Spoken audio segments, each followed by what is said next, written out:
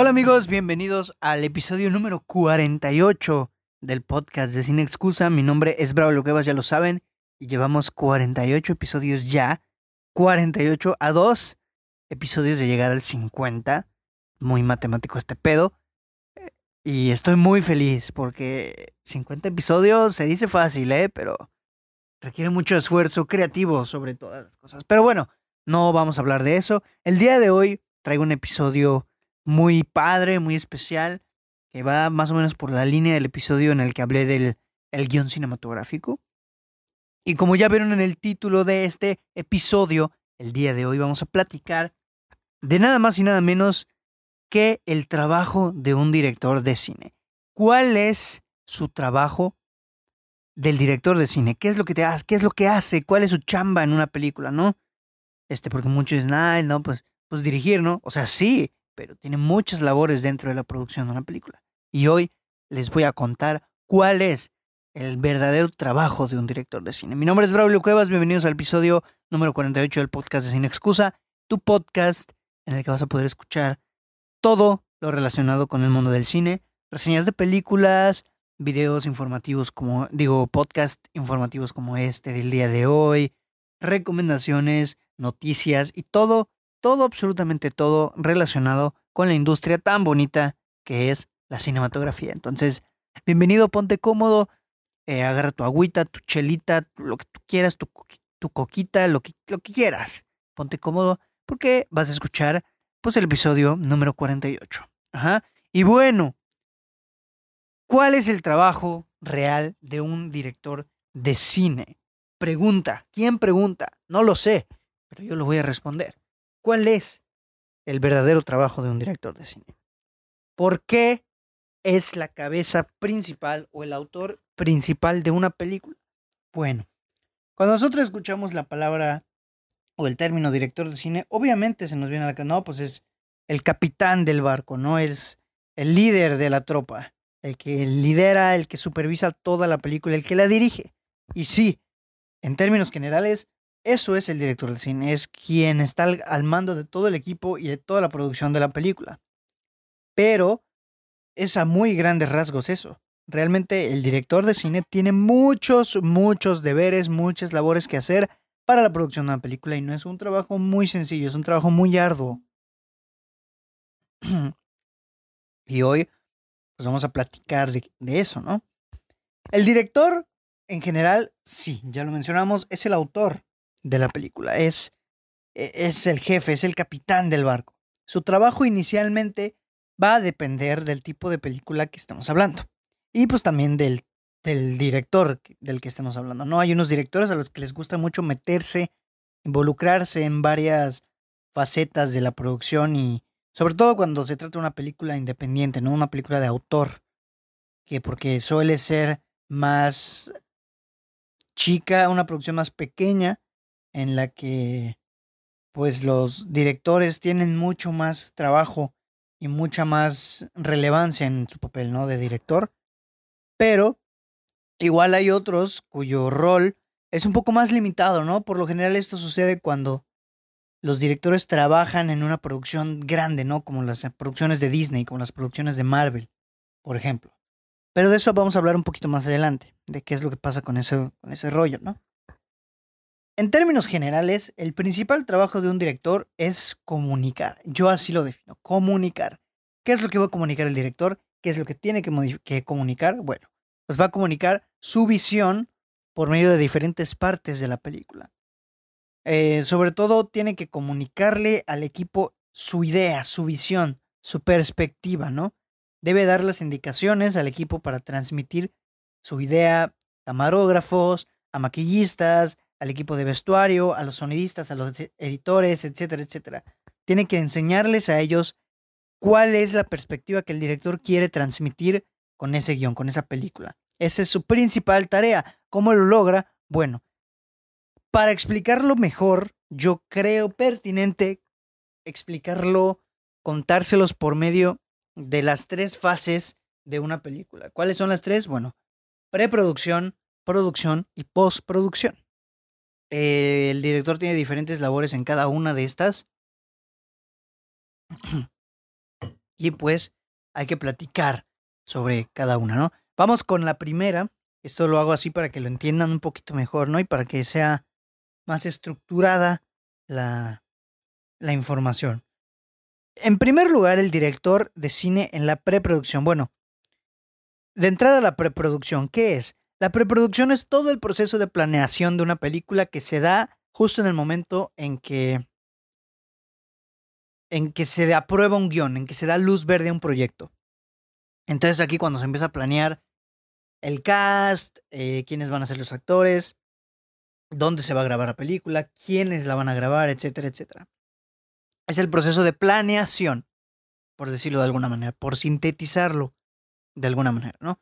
Y bueno, ¿qué es lo que tiene que hacer el director en el trabajo de la preproducción? Bueno, pues el trabajo del director en esta etapa de la película va a comenzar justo en el momento en el que recibe el guión de la película que sea, en el que recibe, puede variar, puede ser que o le den un guión y el director lo acepte y ya se le da luz verde, o que el director termine el guión, porque hay directores que también son escritores. Puede suceder cualquiera de los dos pasos. La preproducción va a comenzar justo en el momento en el que el director dice, vamos a comenzar a planear. Ajá. Recibe el guión, entonces cuando recibe el guión significa que ya se le dio luz verde y que ya puede comenzar a chambear. ¿Mm? Y bueno, en primer lugar, obviamente la primera tarea del director ya con el guión en sus manos es leerlo. Lo tiene que leer y comenzar a analizarlo para interpretar el guión, para interpretarlo y sobre todo para traducirlo en lenguaje cinematográfico. A veces, o sea, ¿qué significa traducir el lenguaje cinematográfico? Bueno, significa, tú lees, pues de cuenta, tú eres un director, estás leyendo una escena y tú vas planeando cómo vas a transformar esa escena que está escrita en el guión a imagen, a una película, a una escena filmada. ¿Qué recursos vas a usar? ¿Qué tipos de lentes? ¿Qué cámara? ¿Qué escenario? ¿Qué luces? ¿Qué ángulo? Todo eso, ¿no? A veces el director en esta etapa tiene ayuda del director de fotografía. Muchas veces hay directores que trabajan con cierto director, ¿no? Por ejemplo, Emanuel Lubezki, que es el Chivo, trabaja mucho con Iñárritu, ¿no? Y así hay varios ejemplos, ¿no? Y a veces es el director de fotografía quien le ayuda al director a hacer esta etapa, ¿no? A planear, no, pues aquí en esta escena yo quiero esto, quiero este tipo de ángulo, quiero esta luz, quiero esta música, quiero que el actor haga tal. Empiezan a traducir toda la escena escrita en lenguaje cinematográfico. Después, eh, pues deben de elegir la manera en que van a filmar esta historia, deben de elegir todo, absolutamente todo, y es un proceso muy arduo porque tienen que definir muy específicamente qué recursos quieren usar en cada escena. Quieren qué planos, ¿no? Qué colores, qué luces, qué ángulos, todo lo que ya te expliqué. Y aquí también va a variar cuando se trata de un director que escribió su guión o un director que recibió un guión. Porque un director, mientras escribe el guión, es muy probable que ya esté en su cabeza todo lo que quiere hacer con ese guión. Ya sabe qué tipo de cámaras, qué tipo de lentes, qué tipo de cosas va a usar. Entonces es más fácil para él traducir el lenguaje del guión literario a un lenguaje cinematográfico, porque ya conoce su historia al 100%. Él la escribió, es su hijo. Cuando un director recibe un guión ajeno, que no es suyo, lo escribió otro guionista, es un poco más complejo porque tiene que leerlo, conocer la historia, conocer los personajes y de esa manera él interpretar con su visión. A ti te pueden entregar un guión y a otro güey le pueden entregar el mismo guión y van a entregar un trabajo completamente diferente porque cada director tiene su visión, tiene su perspectiva de una historia y tiene su manera de comunicar esa dicha historia. Y bueno, esa es la parte principal, ¿no? Conocerlo, planearlo, ya empezar a idear la película, la identidad que le va a dar a la película, ¿no? Después de todo este rollo, el director se tiene que sentar a platicar con el productor. ¿Por qué? Pues para platicarle sus ideas, para darle a conocer qué lugares quiere, qué sets piensa usar, qué música, qué tal, qué efectos.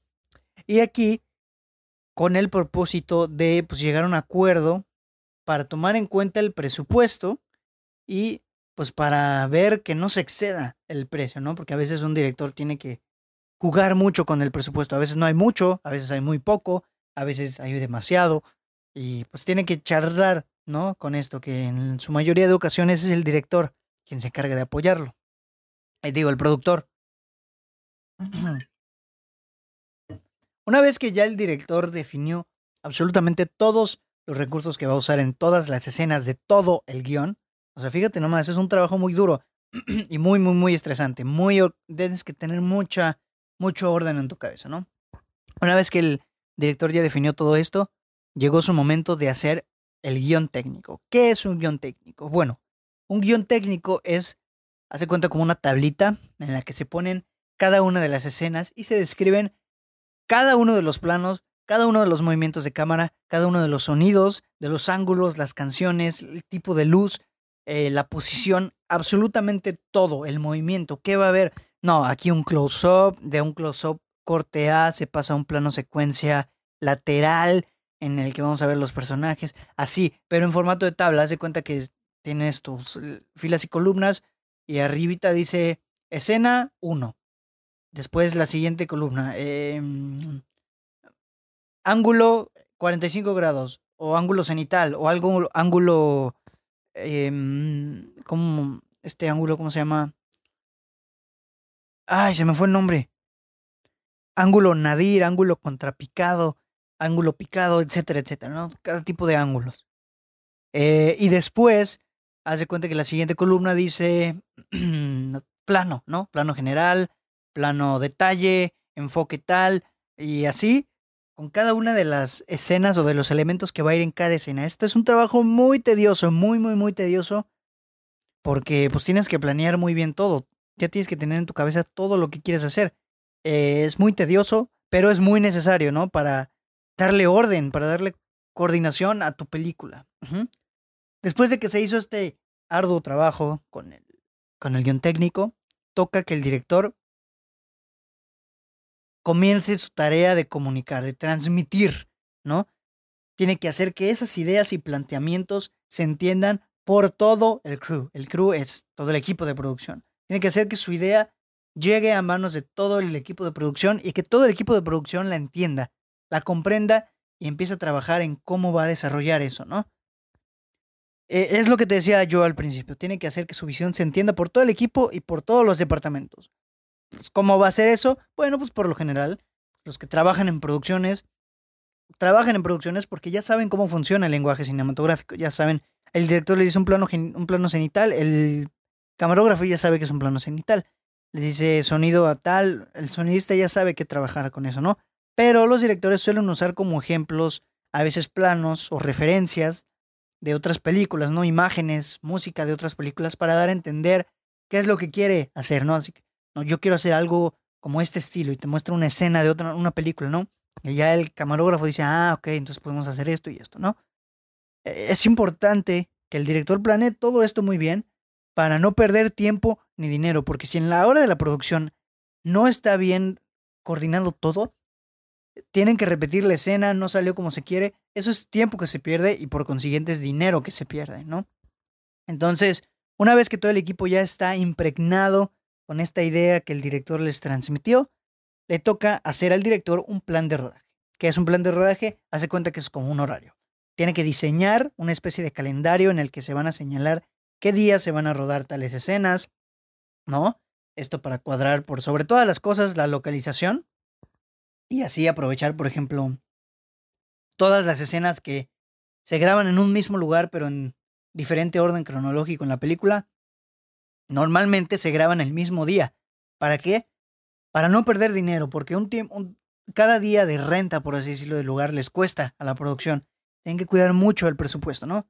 Entonces, para no perder dinero, aprovechan mucho eso y aparte ahorran tiempo, ahorran mucho más tiempo de producción para seguir trabajando en otras partes de la película, ¿no? Además, pues tienen que revisar mucho la agenda de la producción y de los actores. De repente, un actor puede hoy, pero está trabajando en otra cosa a la vez y mañana no puede. Un sonidista no puede ahorita porque tiene que trabajar en una serie de tal. No sé, tiene que cuadrar la, mm, la agenda de todos para que quede de cierta manera muy ordenado y que con cierto orden o con ese orden todo el crew esté cómodo, esté bien y sepa que van a trabajar óptimamente, ¿no? Es un trabajo también muy pesado que hay que coordinar mucho, ¿no? Y bueno, algo importantísimo que los directores tienen que hacer, que es por así decirlo, de las últimas partes de la preproducción, es ensayar con sus actores. ¿Por qué quiere ensayar con sus actores? Bueno, porque el director es el que sabe cómo quiere que los actores, o más bien el director sabe qué es lo que quiere que sus actores transmitan. Por lo general el director elige sus actores porque dice, él puede generar muchas de las emociones que yo quiero transmitir con este personaje. Entonces él sabe perfectamente y él les tiene que decir, yo quiero que actúes tal porque quiero que transmitas tal, ¿no? Y tienen que ensayar para que estén seguros de que están teniendo lo que el director quiere. Al final de cuentas, la película va a salir con lo que el director apruebe, con lo que el director considere que está bien, ¿no? Porque obviamente estamos hablando de que es su película. A veces no puede hacerse esto por cuestión de tiempo, por cuestión de agenda, por cuestión de lo que tú quieras. A veces no se puede hacer, pero siempre que se puede, es muy importante. Si hay la posibilidad de hacerlo, es muy importante para que todo marche como en teoría debería marchar, ¿no? Y bueno, vamos a hacer de cuenta que ya planeamos todo, ya tenemos todo listo. Ya es hora de pasar al proceso de producción, a la filmación de tu película. ¿Y cuál es el rol del director en una producción de la película, en la filmación? Bueno, pues el rol del director en una filmación ahora sí que es dirigir, tal cual. El director es quien se va a encargar de que toda esta planeación previa que ya trabajaron y que tantos dolores de cabeza les originaron, es el que se encarga de que toda esta planeación salga lo mejor posible. Tiene que guiar y supervisar a su equipo para que toda la película marche sobre la misma línea. Tomando en cuenta que pues cada persona tiene una perspectiva distinta, ¿no? Los que trabajan en el crew son personas. Al final de cuentas son humanos y cada uno tiene una percepción distinta de la idea del director.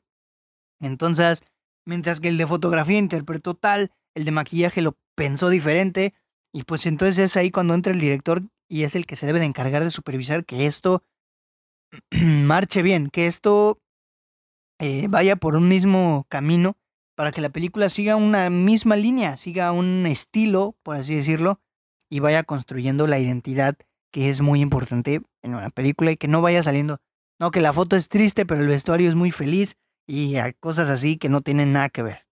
Aquí es cuando el director tiene que entrar y decir, no, ¿sabes qué? Esto no concuerda mucho con la música que va a ir ahorita, entonces hay que cambiarle. Y así pasa, ¿no? Y como se puede, por así decirlo, suponer, el director tiene un trabajo muy difícil a la hora de la producción, entonces tiene unos ayudantes. ¿Quiénes le ayudan al director? Normalmente, las personas que le van a ayudar para supervisar todo este rollo de la filmación suelen ser su asistente de dirección y en ocasiones el productor. Incluso a veces hay ocasiones en las que el director está exagerando, que no vamos a grabar esto 80 veces, como un tal Stanley Kubrick, que grababa sus escenas un montón de veces y hace cuenta que el director está perdiendo tiempo, ¿no? Entonces a veces es el asistente de dirección y el productor los que le dicen, oye, estamos perdiendo tiempo, estamos perdiendo dinero, vamos a apurarnos. O también le dicen de repente, oye, creo que podemos grabar una vez más esto, o yo creo que ya es suficiente, no sé. Son los que se encargan de aconsejar al director de que no se pase de lanza, o de que le meta las pilas, o de que a lo mejor necesitan un poquito más, ¿no? De despertar en ocasiones al director que se pierde. Ajá. Entonces, a veces lo ayudan, pero normalmente la mayor responsabilidad, pues obviamente va a recaer en el director que es la cabeza del proyecto, ¿no? ¿Por qué el director tiene que supervisar todo este rollo? ¿Por qué el director necesita estar al pendiente de todo bueno? Pues yo creo que es obvio, pero por más que se hayan planeado muy bien las cosas en preproducción, siempre pueden ocurrir imprevistos. Siempre. A veces una toma no sale como se espera, o entonces se le debe, o es el deber del director estar al tanto de todo este rollo. A veces en una locación está lloviendo y en el plan no era que esté lloviendo, ¿no? Eh, y pues tienen que involucrarse en eso, ¿no? El director en este punto suele ser un poco exigente con sus actores porque no pueden perder tiempo, no pueden gastar tiempo y y sobre todo quiere que las cosas salgan lo mejor posible, ¿no? Y por eso es un poco exigente y supervisa con mucha perspicacia, ¿no? Todo el trabajo. Eh, es aquí en esta parte en donde se da a conocer o ver, por ejemplo, lo que conocemos como un buen director. ¿Quién es un buen director? Pues un director que sabe hacer su chamba, ¿no? Porque gracias a estos imprevistos es cuando vemos que el director tiene que actuar en consecuencia y por consiguiente va a llevar a cabo todos sus dotes de improvisación directiva, ¿no? Por así decirlo. Que si está lloviendo, bueno, pues está lloviendo, no hay problema, vamos a cambiar de locación o vamos a hacer tal, vamos a hacer que la escena sea de tal manera. Tiene que buscar la manera de resolver problemas que le salen así, de rápido. El problema le sale así de rápido, pero el director tiene que resolverlo todavía más rápido. Y ese es un problema, pero los directores ya experimentados, pues suelen tener mucho, mucho colchón de actuación, no de actuación teatral o interpretativa, más bien actuación de actuar rápido, reaccionar, de acción y reacción, mejor explicado, ¿no? Y bueno, es muy importante decir también que depende mucho del tipo de película y del director que sea, ¿no? Las películas independientes o las películas de autor, pues los directores suelen tener la libertad creativa en este aspecto, ¿no? Ellos suelen cumplir lo que quieren con la visión que quieren, ¿no? Pero cuando hablamos de películas un poco más grandes, como por ejemplo Disney, ¿no?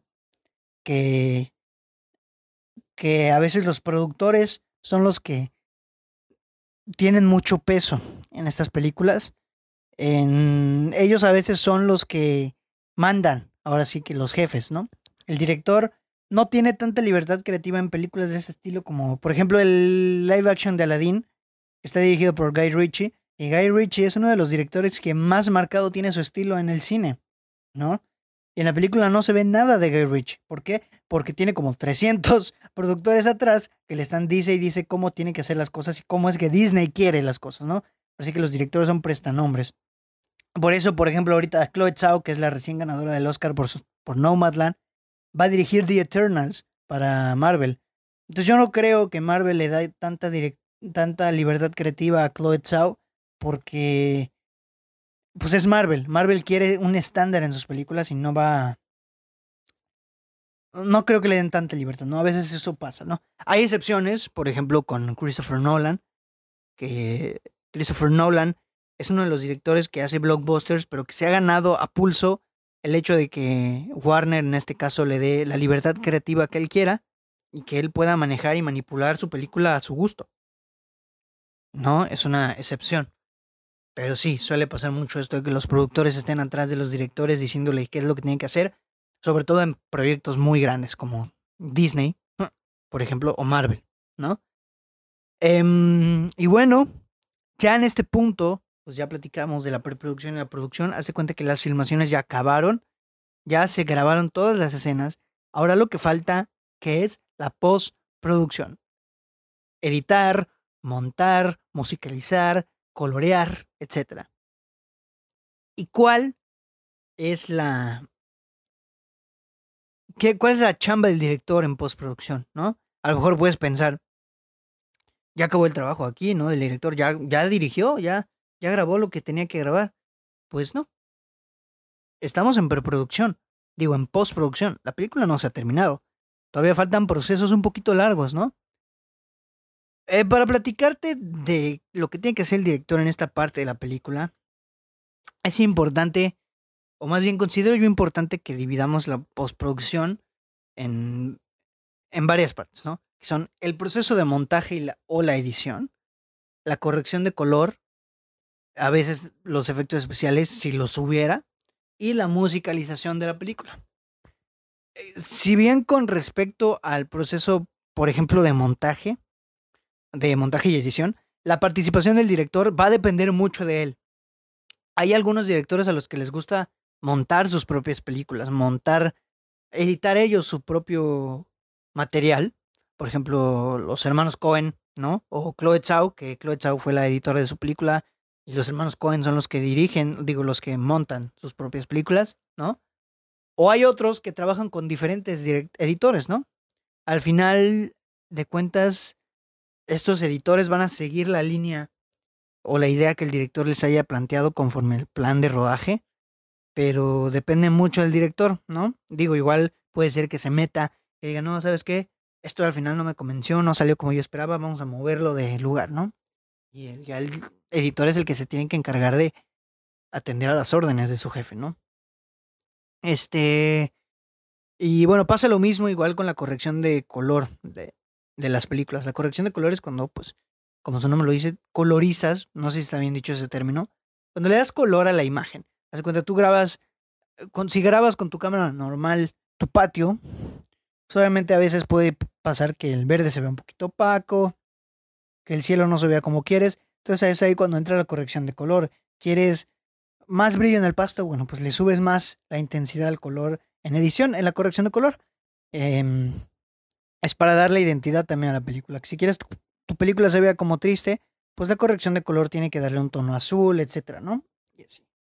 Y y eso es lo que sucede, ¿no? En la corrección de color. Aquí el que más peso tiene es el director de fotografía, que es diferente, ¿no? Sin embargo, pues igual trabaja con base a la visión del director. Al final de cuentas, todos están siguiendo su propuesta, ¿no? Pero hay un proceso en el que el director sí se tiene que ver muy, muy inmerso, ¿no? Estamos hablando de la musicalización. El proceso de musicalización aquí es diferente. En este paso sí se necesita que el director esté muy entrometido junto a sus sonidistas y a sus compositores, porque el director es el que sabe qué tipo de emociones transmite su película. Por lo tanto, qué tipo de música es la que quiere poner en su película. Por lo general, él le comparte la idea al compositor y es el mismo compositor quien se encarga de construir una banda sonora con base a las ideas que le dio el director, ¿no? Con base a todo esto, como el caso de Christopher Nolan con Hans Zimmer e Interstellar, que le dice, yo quiero una banda sonora que tenga el tiempo en sus notas. Entonces Hans Zimmer empieza a trabajar y le da la propuesta. Entonces ya es el director sí quien dice, no, me gusta o vamos a cambiarla acá, ¿no? Diferentes cosas, ¿no? Entonces, el director al final es el que define el tono de la música de su película, el que da, ¿no? Como la indicación de qué es lo que quiere en cuanto a música, banda sonora, ¿no? Igual pasa con las canciones. Él tiene que estar al pendiente de todo el rollo, porque él es el que conoce en qué momento va a aparecer tal música, a qué volumen, qué canción, a qué ritmo va a aparecer tal canción, qué versión de la canción, a qué plano va a pertenecer esta música, ¿no? Cuándo se corta, etcétera, ¿no? Muchas cosas, ¿no? Y pues por lógica, pues debe trabajar de la mano con los compositores, los sonidistas y los editores para chequear todo este rollo de la musicalización de la película. Y bueno, realmente aquí es cuando termina su labor del director a la hora de, pues, postproducción. Ya después empieza el proceso de, ya que está lista la película, terminó de editarse, empieza el proyecto de marketing, de vender la película. Y pues el director, su chamba es ir a las entrevistas, vender su película, saberla vender, hablar bien de ella, etcétera, etcétera, ¿no? Esa es su chamba principal y ya cuando se estrena la película, pues ya ha cumplido su trabajo el director. Esto es principalmente lo que un director tiene que hacer durante toda la filmación de la película. Aquí ya termina su chamba, aquí ya se puede ir a descansar o a trabajar en su siguiente proyecto, dependiendo. Y, y poco más. O sea, realmente esto es lo que tiene que hacer un director. Ese es el real trabajo de un director. Es lo que tiene que hacer. Como podemos ver, como podemos notar, esta parte, esta dirección o el rol del director es muy pesado, porque tiene que hacer muchas cosas, es muy estresante, ¿no? Yo te lo platico y me estreso de que, ay Dios, tiene que hacer todo eso, ¿qué onda? ¿No? Es muy, muy, muy interesante también todo lo que tiene que hacer el director, porque al final de cuentas es el capitán del barco, es el chofer de ese grandioso autobús llamado película, ¿no? Y, y es muy importante porque aquí se ve si el director tiene la capacidad necesaria para saber manejar bien a su crew, para saber comunicar su idea y para sobre todo controlar las circunstancias que engloban a la producción de su película, ¿no?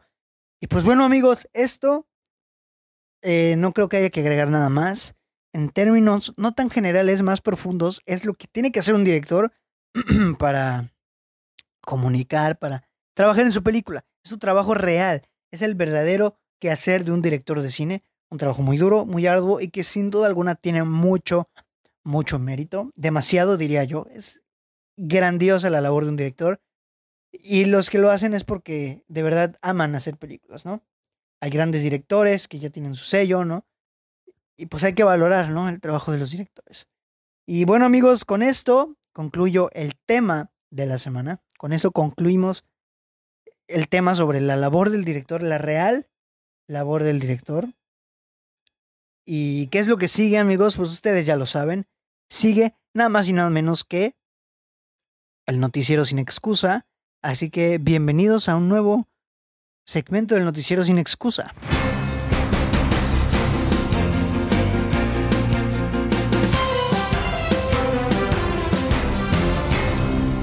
Bueno, amigos, ya estamos de regreso en una nueva cápsula del noticiero sin excusa. No hay tantas noticias, solo son 3 relevantes. La primera, así que las vamos a decir rápido. La primera es que la película animada reboot de Teenage Mutant Ninja Turtles, Tortugas Ninjas, para los cuates, se va a estrenar el 11 de agosto de 2023, o se piensa estrenar esta fecha. Y la película va a estar producida por Seth Rogen y dirigida por Jeff Rowe. ¿Quién es Jeff Rowe? El codirector de The Mitchells vs. The Machines. Así es, va a ser una película animada. ¿Quiere decir que la animación va a ser similar a The Mitchells vs. The Machines? No lo sé, ojalá sí, está muy buena esa. Y siento que es un estilo que le va muy bien a las Tortugas Ninja. Y el hecho de que Seth Rogen sea productor da mucho de qué hablar, porque Seth Rogen es un genio de la comedia y las Tortugas Ninja tienen mucho potencial para la comedia, ¿no? Entonces ahí lo tienen, amigos, la nueva película de las Tortugas Ninja está en buenas manos, se podría decir. Tengo ganas de verla y ojalá salga bien, ojalá lo haga bien Seth Rogen, yo creo que sí, ¿no? La siguiente noticia es que más que una noticia es un acontecimiento, ¿no? Eiza González, la actriz mexicana Eiza González, está posicionada como la actriz femenina más taquillera de la industria de Hollywood, ¿no? Eiza González, un talento mexicano, se convirtió en la actriz femenina más taquillera de Hollywood. Salió una lista hace poquito en el que están 8 actores que son los más taquilleros.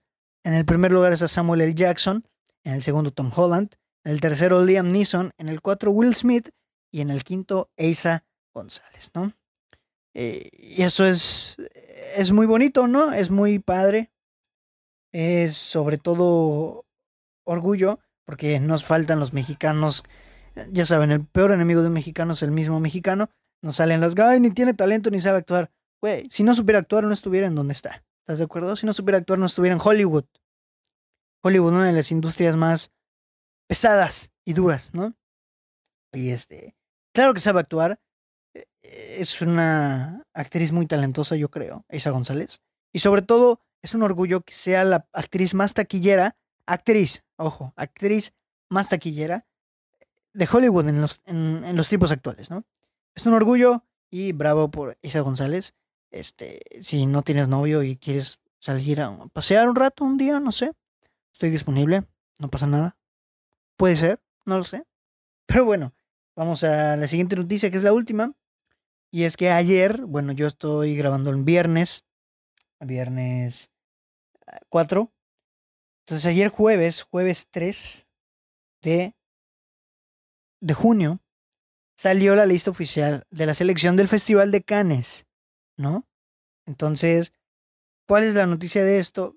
Que la productora y distribuidora Somos Piano de México está oficialmente formando parte de la selección de los premios Cannes, del Festival de Cannes, con 3 proyectos que coproduce, que son Memoria, de Apichatpong Weerasethakul, así se llama ese güey. Está muy raro su nombre, pero ok, de él. La otra película, Annette, de Leos Carax. Y la última película, Bergman Island, de Mia Hansen Love. Esas son las 3 películas que coprodució Piano eh, producciones y que forman parte de la selección oficial de Cannes de este 2021. Y no hay nada más que felicitar a las productoras mexicanas porque apuestan por proyectos muy padres y ya los están reconociendo en Cannes, güey. Cannes, el festival de cine más importante del mundo. Pues la verdad, qué orgullo, qué buena manera de cerrar el noticiero sin excusa de esta semana. Y pues vamos a pasar con la recomendación de la semana, ¿no? Les dije que eran poquitas noticias y pues ahí las tuvieron, solo fueron 3, muy interesantes. Así que bueno, vamos a pasar con la recomendación de la semana. Va.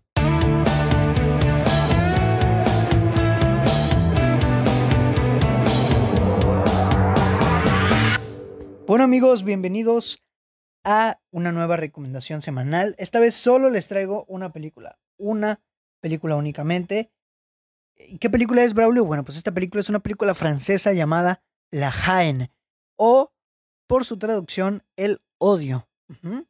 Es una película dirigida por Matthew Kassovitz y la película trata de nada más y nada menos que aquí tengo la sinopsis porque soy muy malo para dar sinopsis, ¿no? Entonces prefiero leerlas. Aquí la tengo. 995. Aquí está, El Odio. Los sucesos de las 24 horas posteriores a una revuelta policial en contra de los suburbios franceses, desde la perspectiva de 3 jóvenes que viven en los barrios más peligrosos de la Francia. ¿Qué te dijo esta sinopsis? A lo mejor no te dijo nada, pero trata de 3 amigos que se nos muestra su trayectoria durante un día, en otro día más en los suburbios franceses, después de una redada policial que acabó con la vida de muchos de las personas que viven en esos suburbios. Y pues ellos, haz de cuenta que se la viven huyendo de la policía, escapando, eh, aprovechándose, ¿no? Pero en realidad la película lo que nos quiere mostrar es cómo estos personajes, cada uno muy distinto, y lo cual genera una química muy interesante entre ellos, ¿no? Una química muy buena. Cada uno de ellos piensa muy distinto con respecto a eso, ¿no? Hay uno que tiene un odio muy, muy, muy arraigado a su ser, quiere vengarse, ¿no? De la policía. Hay otro que lo único que quiere es, pues, vivir la vida loca. Y hay otro que está más centrado. Hay uno que es más aterrizado a la realidad y que sabe que con odio y con ira no se va a resolver nada, ¿no? La película trata precisamente de explorarnos esto. Qué tan vulnerable es el hombre, qué tan frágil es el humano cuando tiene dolor en su corazón, cuando tiene odio, cuando tiene ira, ¿no?